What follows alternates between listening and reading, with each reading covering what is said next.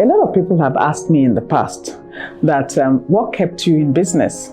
How come you've been around for 22 years and you are still in business?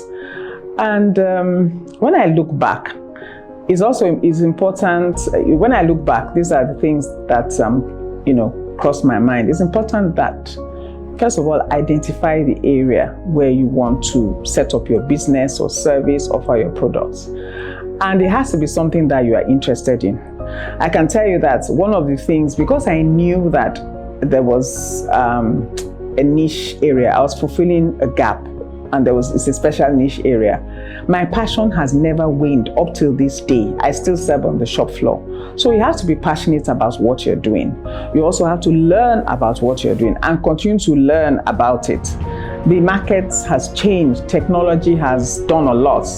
Technology has enhanced what we do. So it's important that in whatever industry you're in, look at how you are affecting the market. Look at the changes in technology, how you can enhance your services, how you can add to it, how you can expand if you want to. And a word of caution there, in terms of expansion, I always say, look before you leap. Let's not expand because everybody else is expanding.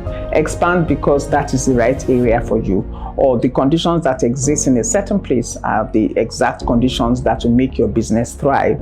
So we sort of grew our business organically. So it's important that you do your research, especially when you want to expand. Do your research. Make sure you have the finances. Sometimes if you don't have it, yes, you have to loan from the bank. There's nothing wrong with that, but make sure that your cash projections, you have accountants, that are doing it, working on it for you. One of the other things is this. It's important that you're accountable not only to yourself, but to your shareholders, if you don't have shareholders, to even the banks that loaned you the money. Accountability at the highest rate means that, yes, you are not an accountant. Not all of us are. I am not.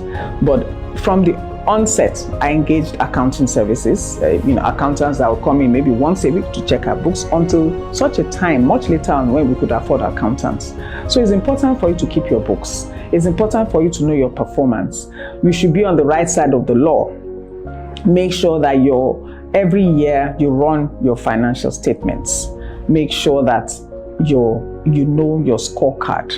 What is your profit and loss? Are you doing well? Back then, there was a point when we had to adjust our financial year to our business cycle, because our business, if we had a financial year of January to December, it would be a bit disruptive because of our business cycle, where most of our peak seasons are during the back to school periods, especially September.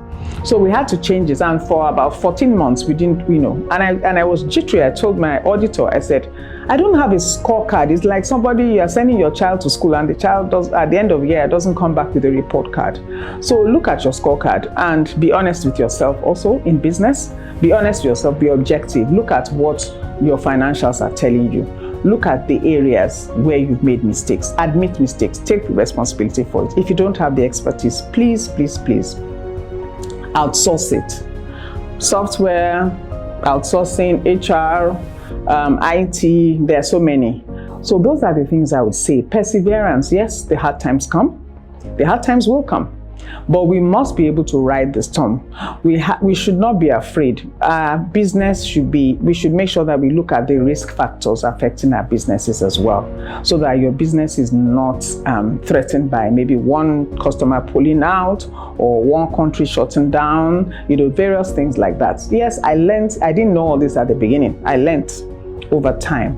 So those are the things that have kept us in business, and those are the questions that people ask. How did you do it?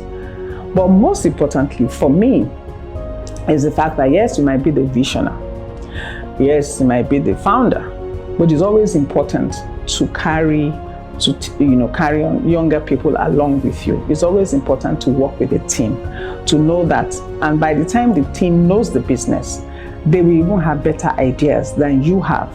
I remember the first time we were going to craft our mission and vision statement. It was a small team back then that crafted it, and it was much bigger than what I would have crafted if I were to do it alone. So that's just an example of how your business can grow when there is inclusion.